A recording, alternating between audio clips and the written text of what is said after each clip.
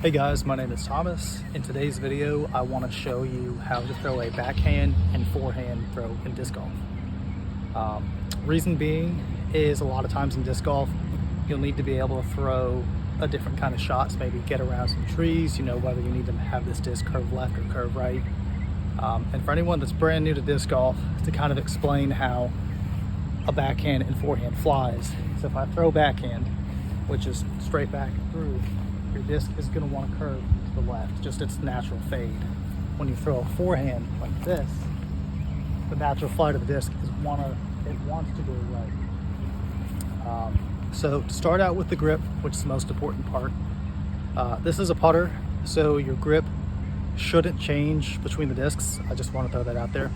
To start out, I like to put my 4 fingers on the inside and really grab tight. Once that grip is tight, put your thumb on top, and you really want to press down with your thumb, have this be tight. In disc golf, you have to generate a lot of speed with your throw, and this is pretty crucial to make sure that you have a good grip so you can get the correct flight.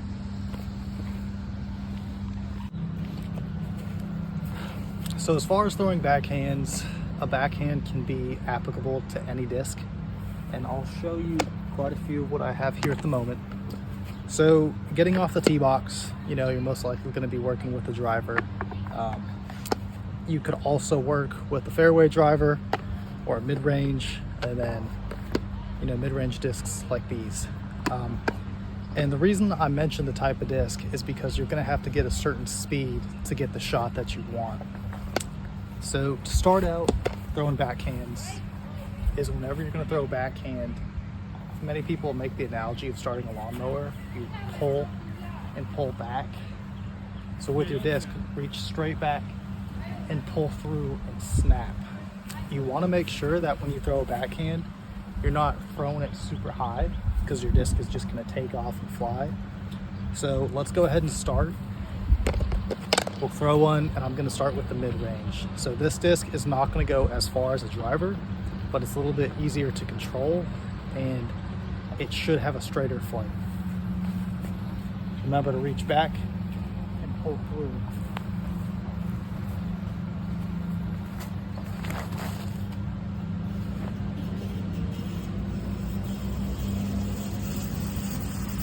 So that flight went a little bit right. Reason being is your discs also have numbers on them that indicate what sort of flight you're going to get. And I'll briefly hop into that. So you have 4 numbers listed on your disc. Your first one is speed, your second one is glide, your third one is turn, and your last one is fade. Speed refers to how fast you need to throw it for the disc to behave how you want. Second number is your glide. This is how long your disc is going to stay in the air. Your third number is your turn. Keep in mind that this changes whether you're throwing a backhand or a forehand. But in the scenario of a backhand, your turn means when you throw, how much this disc is going to want to go right before it comes and fades left. So in this case, this is the second disc we'll throw. This is a 12.5 -1.3, meaning thrown at the right speed, it should come right just a little bit and then fade hard left.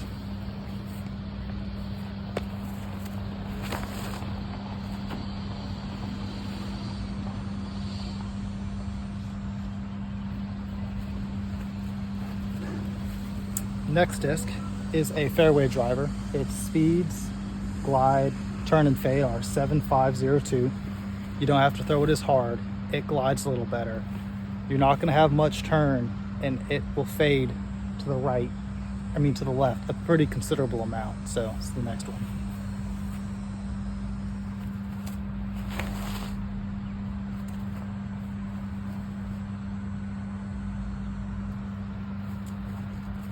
And the last disc here, in respect to your speeds, it is a 9.5 -4.1, meaning that this disc has the tendency to really want to go right when you throw it.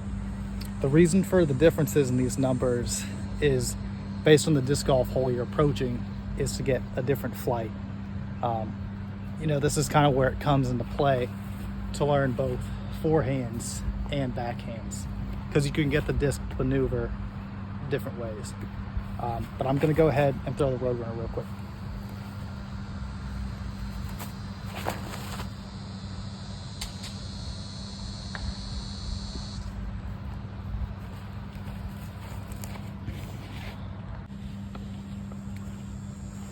Another thing I want to mention with this video, since it's geared more so towards beginner disc golfers, is I advise you to buy a starter pack.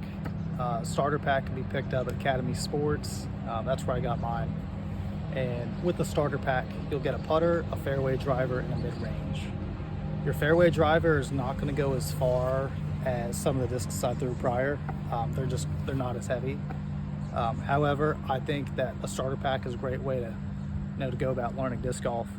And these two discs I have in my hand right now are similar to what you're going to find in the starter pack as far as your putter and mid-range. And the reason I want to throw these is because you'll kind of get an idea of how these are going to fly. So your putter, contrary to popular belief, are not just for putting in something close. Putters are a very straight flying disc, and they have great glide to them, meaning they're going to stay in the air longer. And in my honest opinion, a great way to start out and learn. I don't think you need anything that's gonna be a crazy driver to learn. So I'm gonna go through this guy real quick just so you get an idea of what this looks like.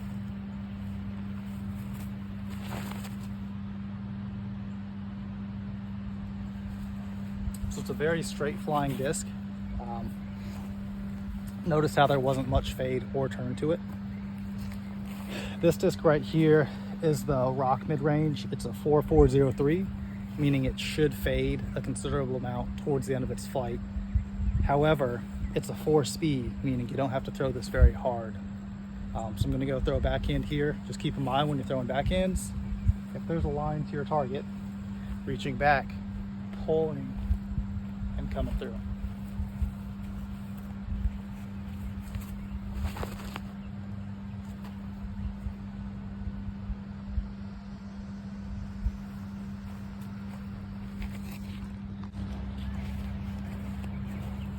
So the next shot that I want to teach you guys how to throw is the forehand. So respective to the backhand, as going left, your forehand is going to want to fade right. The importance of this is you're going to be put in situations where you need the disc to curve a certain way. Oftentimes there'll be a hole with water, and I don't know about you guys, but I don't like losing my discs. So I'll start out with the most important part of the forehand, which is the grip, how I like to do it at least. So I like to place my middle finger on the inside rim of the disc, press down, and have my index finger right behind it. When you have that in place and that's tight and secure, put your thumb on top and make sure it's pressed in place hard. I use my other two fingers against it, just to provide a little bit more stability. As far as making the throw itself, I don't have as much of a drilled in technique as I do the backhand, is where you reach straight back and come through, but rather I like to get a 90-degree angle here when I throw. So I pick my point, kind of get my stance set up to where inch forward to it, I rotate back, make this 90 here and rotate through, and as you rotate through, snap. In disc golf, you want a lot of speed and rotation on your shots. Not always, like for example, this is a putter. You don't need as much speed on that, but with respect to a driver. So I'm gonna go ahead and throw a few, and you'll, I guess, kind of get to see what the flights look like relative to the disc. So this is a putter.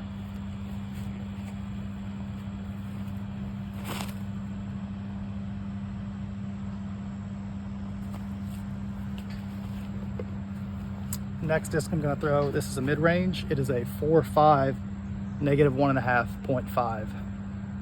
As far as your turn and fade are concerned with the forehand, your turn, meaning when you throw, how much is your disc going to want to go left before it goes right?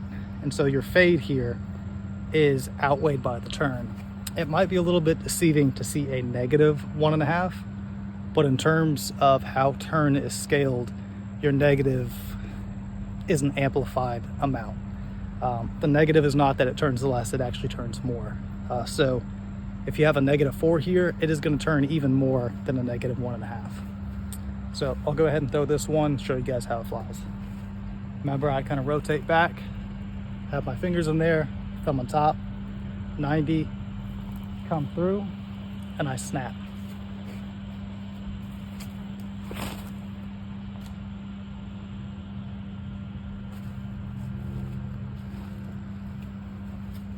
Next disc I'm going to throw is a T-bird. This is a 7502. So this should not want to turn much and go left, but it has heavier fade, so it should go straight right. Throw this one for you.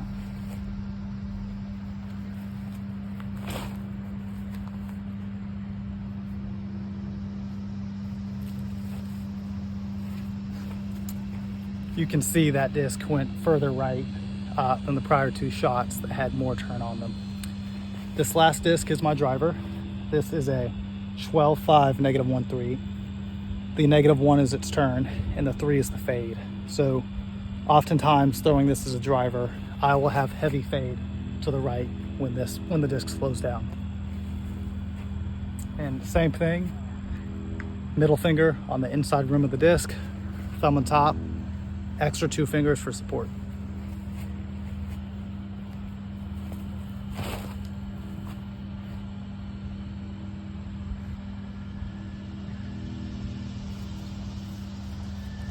So that disc turned a little bit to the left before fading right. But this video concludes how to throw a backhand and a forehand. I hope it was helpful for you. And if you have any questions regarding disc golf, please drop them in the comments and I'll be happy to answer. Thanks for watching.